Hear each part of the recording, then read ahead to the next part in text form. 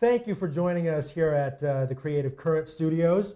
You are watching Creative Current here on Laartstream.com, and I saw a great movie on Friday, the opening night of Jack the Giant Slayer, directed by Bryan Singer. This is a big budget, splashy movie, and a wonderful movie, especially for young children.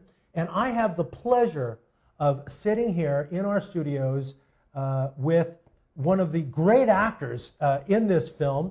He plays a character named Bald, and I welcome from Scotland across the waters, Mingus Johnston. Mingus, good to see you. Lovely to be here, man.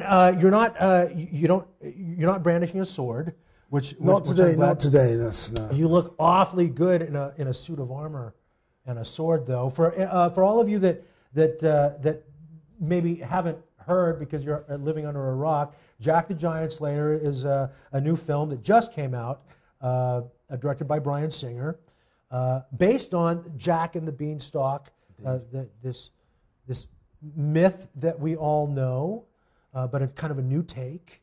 So yeah, so it's your fairy tale, but kind of blown out Hollywood style. Absolutely, man, and a lot of great special effects. Loads of special effects. Right, I saw it in 3D IMAX. A great experience. You have a nice part in this. You play Bald. He's one of the part of the troop of guardians that is guarding one of the elite king guardians. Right. You know, you're guarding the princess. Our mission is to find and return the princess. So this guy Bald, you know, I'm fascinated because I'm an actor myself. You know, you get a certain amount of screen time, but you as an actor, I'm sure, had a backstory, right? You filled in who this guy was. Can you tell me a little bit about that? So when I speak, I don't have the really deep voice. I want to keep him kind of like a nice guy. He's a big, beefy, muscly guy, but at the same time, he's a good, caring guy. He's looking out for Isabel. He doesn't want anything bad to happen. No. He's the big guy on the rugby team. He's a big guy with an even bigger heart. Sure. He's a bit too trusting, his old Bald. That's the problem. Obviously, maybe down to his demise. Well, not maybe, but down to his demise at the end, towards the end. Fantastic costume maker Joe Johnston designed it around. Well, I was the first guy to design the armor on. I was the guinea pig, per se. Right. I was the guy that they kind of fitted on. Lucky you, right? When Ewan McGregor got to do his armor, he was like he got to choose. He was like the George Armani of the. Yeah, his armor looked pretty cool. Pretty cool. So you've got the likes of Ewan, who plays a character called Elmont. So he's the brains. I'm the brawn. Yes, you're like the backup guy. This was a famous pic that was taken at the very start of filming that someone had sneaked in. I think one of the tabloids. Oh really? Yeah, but they probably didn't want anybody to see that armor. They didn't want. No, that's some of the armor that Ewan himself designed. During the film, they were using new techniques that hadn't been used before. Is that right? So it was almost like a learning experience. Give me an example of all the CGI. I mean, with the giants themselves, they've got these like suits that they had to wear. Yes. So giants. All the facial movements, everything that they did, works out. Was it motion capture? Did they put dots on the bodies and things like that? Exactly. Right. So all of that is filled in with CGI. There's some fantastic CGI with the beanstalk. So there's lots of CGI with the beanstalk, but they also created these huge beanstalks as such. I mean, you have to climb upon something real, so right? We had to do training beforehand, climbing training up and down, and plus we got these really awkward suits to climb up on it. Now this was over in a studio called it was the George Lucas studio over in London. And now this is a big studio because, of course, you're filming in front of huge green screens, right? Now, this studio looks like it might be 3 or 4 stories high. It's massive. It's massive, yeah. It's airplane hangar size, right? So, I mean, when I'm going up and down, it's a full-on work, and my sweat was dripping out of my armor towards the end. Here's you and some of the other characters. This is right on the edge of a famous gorge in the west of England called Cheddar. Cheddar Gorge. And did you actually go there to film? Yeah, so it's a huge cliff. It's gorgeous. This is on scene, like a sheer drop. I mean, I don't know, maybe 600, 700 feet. So we had, even though we were tied down, we were like, you'd look over, it was quite a daunting look down there. But I mean, scary. That was one of the, apart from filming in the studios around London, there was Cheddar, and there was also over in Norwich.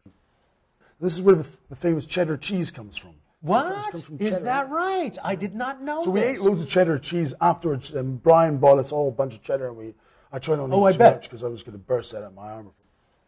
This is a special wood called puzzlewood. Puzzlewood? Puzzlewood. So it's almost surreal. It looks like a set, but it's actually, we're on... It looks like you're in a studio with we're not in a studio. We're greenskeepers. We're in a woods. And Brian's telling us about what he wants to do, what he wants us to do, and this is the bit where we've literally just arrived in Gargantua, and we're trying to look for Isabel. And wow! It helps when you're not always having to try and rely on your thoughts. And a lot of it with green screen, so you look at I look at this green screen and say, "Wow, it's amazing." You're not looking at anything. Right. But here you're actually there. This was on scene. This was done at Hampton Court Palace in London. So they've literally transformed it all to looks like a medieval marketplace. It was absolutely amazing. The amount of extras and props that they use in this film was just down to the last small detail was amazing. I mean, it really was. Sure. It is a rich-looking film with a lot of detail. Now here you are. Riding on top of the horse that was your horse in the film. I love this horse. His name was George. Very. Did you guys get along? Sometimes. Well, we did get on. Because it's an acting partner, isn't it? But he was. There were times where he didn't behave himself as well as he should do. Yeah. There was one scene where I literally we're at Hampton Court Palace, and all I had to do was just stand there with him, and all he had to do was stand still, but he wouldn't stand still. And no matter how much I kicked him, he was just moving back and forth. He was barging other horses out of the way. So all they had to do was give me a couple of spurs, and I thought, then I'm in control. And I just got to touch him, and he go, there we go. He knew about the spurs. There we go, Georgie. So, I mean, I got on well with George, but he was a feisty horse. Sure. Well, like any animal, they need the right kind of leadership. We weren't. Now, I think it's for insurance purposes. We're not allowed to gallop as such. Right. When we're doing the training. Beyond a gallop, then that becomes somebody else's job. So we're canter, yeah. So I've got my own stunt double. Sure. A fantastic guy called Ben Wright. Is that right? Who doubled me, and he was a bit peeved off that he had to shave his head off. His hair off to match your character. And he actually looks very similar to me. Well, what's he complaining about? The character's name is Bald. I mean, he should have known better. I love the way you really open up this character. I always think that there's a difference between stereotype and archetype. You touch upon this great archetype, this,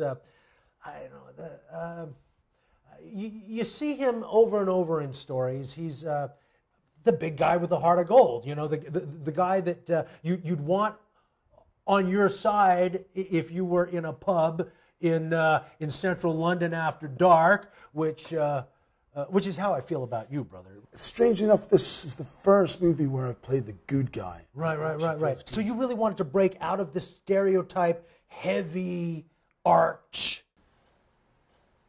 Oh, I don't mind playing the thuggish guy. I always get cast as the bad guy. You get cast as that. Maybe it's my voice or the lack of hair, but again, you didn't want him to have this gruff voice and like that, but you do have a lot of that going on just naturally. And there's a story about that, right? The story behind that was that when I was 16, I was actually a lot smaller than I am now, and I had quite a high-pitched voice, and I was quite self-conscious about this. The kid grew up, though. But So yeah, okay. I used to you were a little put guy. on this voice, which my drama teacher used to say to me, Mingus, don't do this, because I would go, there was a time of misery. Johnny was a good boy. The voice of Then God. It all went wrong. Yeah. So you used to do this. I know, I'd love to do this. Right, here's the thing. What's funny to me is your drama teacher or whatever teacher. Don't do that. Don't do that. It's going to ruin your voice. Ruin my voice. And Which is, it did. It's actually changed my voice. And perhaps the best thing that you could have ever probably done for yourself, because that voice, my friend, is gold. Possible. And you know it's going to buy you houses. Believe me. Let's hope so. No. I think it already is.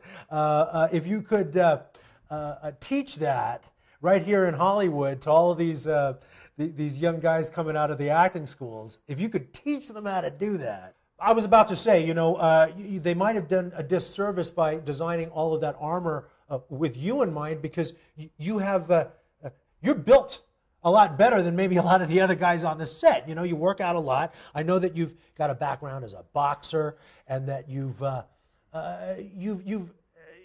had some real life experiences working in pubs in London, Central London after dark. The whole thing came from that, really. I mean, I was shaking and making cocktails in this boutique hotel cocktail bar, like a lot of us actors do. Absolutely, I've done it before myself. Make ends meet. Right. And I love speaking to people, and so this guy walks I understand you're a great bartender, by the way. Oh, no, it's... You studied bartending in Italy, and... I started off in Italy, and then I perfected it in London, And you're just the kind of guy that anybody would like to walk up to a bar and have a conversation with. You're just that kind of guy, I like to think I am. Yeah. So actually, this keeping it real, working in a pub in London, kind of got you started in this. Well, what happened? It wasn't a pub per se. It was like a cocktail bar. So it was a boutique cocktail bar. A boutique hotel. Lay pub. So you could say more upmarket than your pub. I bet. And in walks this. It's bang in the centre of Soho in London. I'm not going to mention the place, but a lot of media types go in there. A lot of actors, a lot of directors, and so on and so forth. And this guy was staying there because it's a hotel, prominently. And so he walks in, and I love greeting everyone and chatting to everyone. So I say, "Hi there, what's your name?" And he said, "Roger." And I said, "Ah, Roger." I said, "What do you do, Roger?" And he said, "I'm a casting director." I thought, but I thought the last thing you want to do is go, "Oh, I'm an actor. Can I get a job?" Good call. Right. Played it cool. Yeah. I said, so what are you casting? He said, at the time it was called Jack the Giant Killer. So they changed it last year from Killer to Slayer. And I said, so what are you casting? He said, it's a film called Jack the Giant Killer. And I said, he said, multi-million-dollar project, huge movie. And I went, never heard of it. And I walked off. And he was right on, brother. Keep it real. Yeah. We struck up a friendship from there. Yeah. And, got on like a house on fire. A couple of weeks later, I dropped the bomb that I was an actor. I had to try and work out how I was going to squeeze it in. I remember the day I was saying to him, I said, Roger, this is not just my only job, but can you guess what other kind of job I do? And he knew straight away. And he said, you're a plumber. He's pulling your leg. And he went, no, you're an electrician. So we went on like this. When I told him I was an actor, it sort of felt like a wee bit like a lead balloon.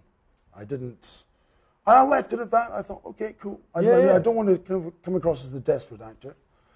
So a week later, he said, and he used to call me Haggis, because I used to love talking about haggis. My favourite food. It is the Scottish national dish, is it not?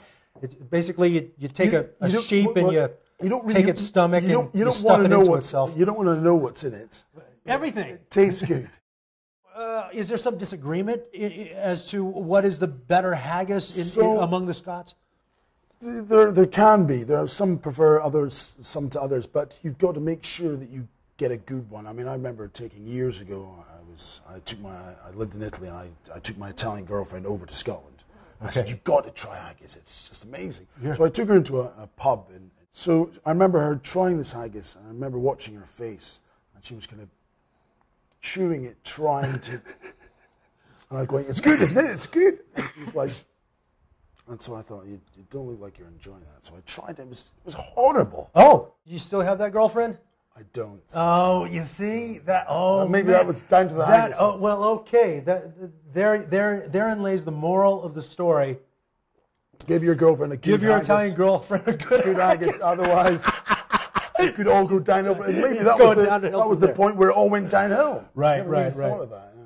Right. So, Al, this all seems like it's come about quite quickly for you. This acting weird thing, so right? Before I actually started acting about 7 years ago, when I used to live in Italy. I'd lived in Italy for about almost 8 years, and towards the end, I got involved. This friends of mine asked me if I wanted to get involved in this amateur acting society to help Italians learn English through acting. And it was a rendition of West Side Story. Oh. So I thought, yeah, I mean, I always wanted to get into acting, and working. A thug part, sort of. Well, no, I like. He's supposed to be a thug, but he dances around. The dancing around. I mean, I was one of the Jets, so there was singing and dancing. I was a part of the chorus, but I mean. And who did you play again? I played Arab. So I wasn't really cast for the right part because the guy that beats me up at the start, tiny wee guy, so it didn't really look good, but it was great fun. Sure. I fell in love with it. So I then decided that I really wanted to get into acting, much to the displeasure of my Italian girlfriend, who is an actress herself in Rome. She's a theatrical actress, and she said, "No, I don't want you to get into acting." I said, "Really?" The first audition that I ever did was for an advert for Pirelli tires called "The Call" with Joe Malkovich. John was in the same ad? So I played a Swiss guard. So sure. I don't know if you've seen the guys with the stripy... Absolutely, yellow. Protecting the Pope. And the audition I had to do, I'll never forget, I had to do 4 auditions. And let me just try and get into the part here. I had to do this, I had to go... That was it. That's a good all take. I had to do, and it was. I mean, listen, that's more difficult than Shakespeare for some actors. Wow. Really, a simple take like that that's honest and there you go. And he does it again, folks. So he can do it years of training to do this. I came back to London, and I trained part-time in a college called Morley College. We did a drama course there for a year. And I'll never forget my drama teacher saying to me, if you're thinking about getting into being a professional actor, don't. It's a hard job.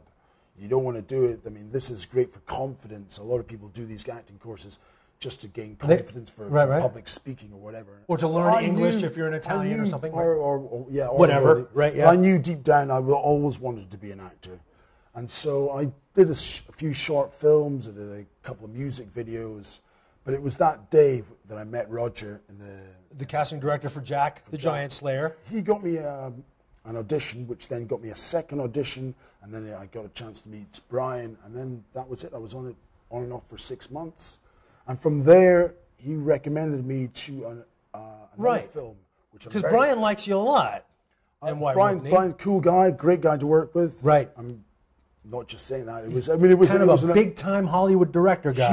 Huge guy, right? So he recommends me to another director, a fantastic gentleman called Andrew Douglas, who's directed this new film called "You Want Me to Kill Him." Now it's spelt U as in the letter U, all one word. Want me, number 2, kill him. Oh, so it's not split up; it's all one word. And how do you say it? You want me to kill him. And again? You want me to kill him. You want me to kill him. You want me to kill him. All right. It sounds like a great film. It's It's based on a true story of the dangers of the internet and how children or anyone can be so easily manipulated by the internet, especially if you don't know. It's not about pedophilia or anything like that, but it's about how people can be easily manipulated by the internet. And it's fantastic the way the whole movie spans out. I play a really nasty guy called Kevin McNeil in that. Another nasty guy. Another nasty guy, but a fantastic movie. Really, really, really cool. So, what kind of a character is that? And what are you drawing from? So, in this I've done a lot of traveling in my life. Yeah. I've Italy. I've lived in Italy. Other places. I've lived in Australia. I've lived in Sweden. I'm sort of like I'm like the littlest hobo, really. I kind of go from place to place. That's probably the best. That's probably the best education for an actor. You could probably. Well, you can draw. You get to meet lots of different characters, and so your job is about playing people. Exactly. And you meet a lot of different kinds of people. So the character Kevin McNeil that I play, I've known people like that in Scotland, especially in Glasgow. Or people like what? What are you talking about exactly? So he's a sort of person that has this kind of control. He doesn't need. You get these people that don't need to raise their voice, right? And you're already scared. They just need to give you that look. They don't, and it's. I mean, even saying things softly, they don't need to show their muscle or show anything like that. They don't need to show their strength. Many times, that guy is the scarier guy than the blustering guy that's shooting his mouth off. The person that blows his trumpet out so much, they're the guys you don't have to worry about. No. It's the guys that are the quieter guys. Silent and deadly, right? Exactly. Right. And you've met guys like this. I've met many people like this. You're a guy that anybody would love to walk into a pub and have a conversation with. You are just delightful.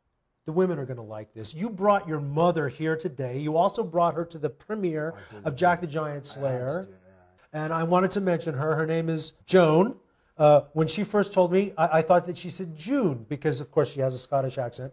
But then I learned that I should just wished. Now this is a Scottish word. No, It means. It's a Highland saying. It's a Highland saying. Had your wished. Had your wished. It's not something that we use on a regular. But it means. It means shut up. It means shut up. So this is an education for me. This is something that I want to know, just in case a big Highland guy tells me to wheesht. I want to absolutely know what's going on. Where you are. Where I am. But I wouldn't have to worry if I was with Mingus Johnston because he'd have my back.